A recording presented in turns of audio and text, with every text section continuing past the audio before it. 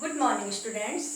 बच्चों, ये हमारा हिंदी का पीरियड है और हिंदी में हमारा टॉपिक चल रहा था हिंदी व्याकरण में उपसर्ग।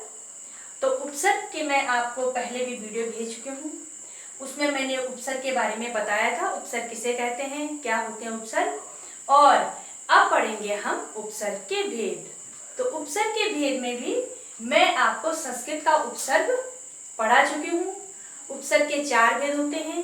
एक संस्कृत के उपसर्ग हो गए, हिंदी के उपसर्ग हो गए, उर्दू के उपसर्ग हो गए और संस्कृत अव्यय शब्द हो गए।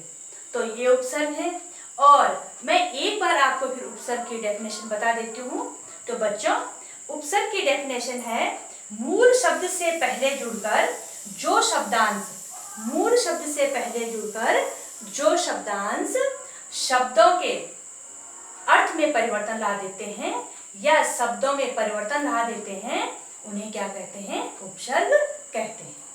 तो बच्चों, आपको जो भी वीडियो भेजी जाती हैं वो आपने ध्यान से देखनी है और ध्यान से समझनी है, तभी आपको अच्छे से समझ में आएगा। तो मैंने इससे पहले आपको संस्कृत के उपसर्ग में पढ़ा चुकी हूँ और आज मैं हिंदी के उपसर्ग आपको पढ़ाऊंगी। आपने थोड़ा समझना है। तो ये हिंदी के उपसर्ग है जो हिंदी भाषा से लिए जाते हैं और हिंदी भाषा में ही प्रयोग किए जाते हैं, वो होते हैं हिंदी के उपसर्ग। अब इसमें देखिए, ये उपसर्ग है, ये अर्थ है और ये उपसर्ग युक्त शब्द है कि इन उपसर्गों को लगाकर कौन से शब्द बनते हैं। तो यहाँ पर मैंने केवल 2 शब्द लिखे हैं, जबकि बहुत सारे शब्द बनते हैं। ऐसे नहीं कि केवल 2 ही शब्द बनते हैं, आप ये मत सोचना, क्योंकि बहुत सारे शब्द बनते हैं जब हम किसी उपसर्ग का प्रयोग करते हैं, किसी शब्दांश का प्रयोग करते हैं। तो बच्चों, ये उपसर्ग है, हिंदी के उपसर्ग हैं ये। तो उपसर्ग अ उपसर्ग लगाकर किसी मूल शब्द में, जो ये अ उपसर्ग लगाकर, क्या अ का अर्थ होता है अभाव, अभाव मतलब कमी। तो अभाव और इस अ उपसर्ग को लगाकर कौन कौन से शब्द बने हैं, ये अभागा हो गया और अछूत हो गया। भागा में अ लगाकर क्या बन गया, अभागा। छूत में अ लगाकर क्या बन गया, अछूत। तो ये अ क्या है, ये उपसर्ग है। इतना आपने ध्यान देना है। जो शब्दों से पहले लगते हैं वो उपसर्ग होते हैं और जो शब्दों के बाद में लगते हैं वो प्रत्यय होते हैं। ये मैं पहले भी आपको बता चुकी हूँ। अब दूसरा है अध। अध का मतलब होता है आधा। तो ये अध क्या है, उपसर्ग है। इसका अर्थ क्या होता है, अध का आधा।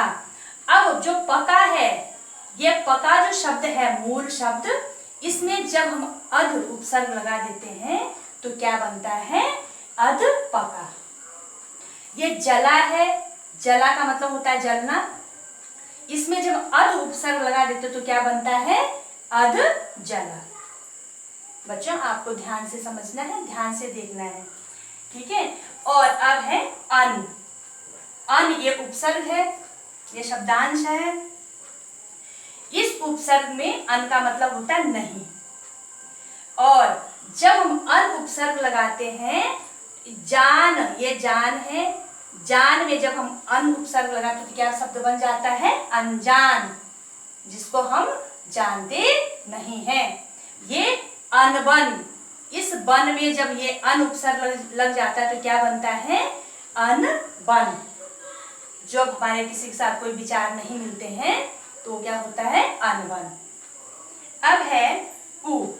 कु उपसर्ग। कु का मतलब होता है, कु का जो अर्थ है वो क्या है, बुरा। कु का अर्थ क्या है, बुरा। अब कु उपसर्ग लगाकर, यहाँ पर हमने कु उपसर्ग लगाया, पुत्र में हमने कु उपसर्ग लगाया तो क्या बन गया, कुपुत्र।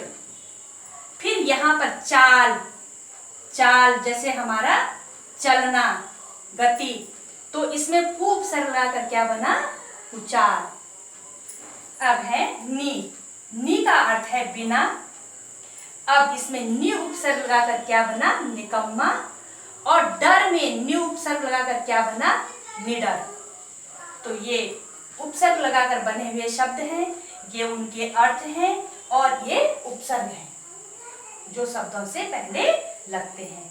अब है बिन, बिन है ये, तो बिन का मतलब होता है, इसका अर्थ होता है रहित। तो बिन मांगा, मांगा में हमने जब बिन उपसर्ग लगाया तो क्या बना, बिन मांगा।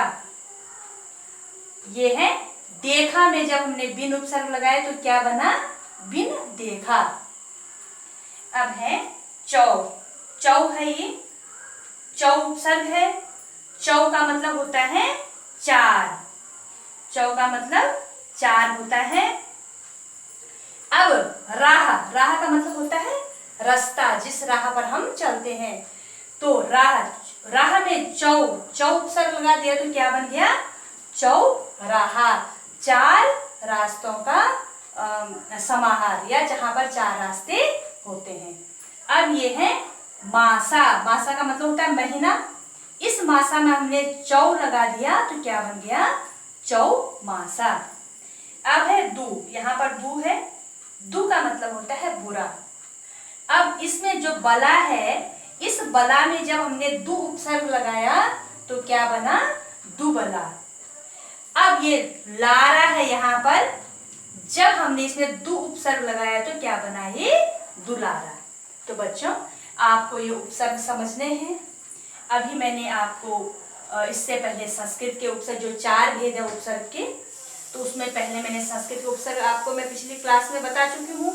अब ये हिंदी के उपसर्ग हैं, ये आपने ध्यान से समझने हैं और ध्यान से इनको पढ़ना है और याद भी करना है। अब इसके बाद दो उपसर्ग और हैं, उर्दू के उपसर्ग हैं और संस्कृत के अव्यय शब्द हैं। तो ये मैं आपको बताऊंगी नेक्स्ट वीडियो में, नेक्स्ट वीडियो बनाऊंगी। और ये आपने अच्छे से समझने हैं और इनको अच्छे से याद करना है। और जहाँ पर आपकी कुछ समझ में नहीं आता है तो आप मुझे पूछ सकते हैं। धन्यवाद।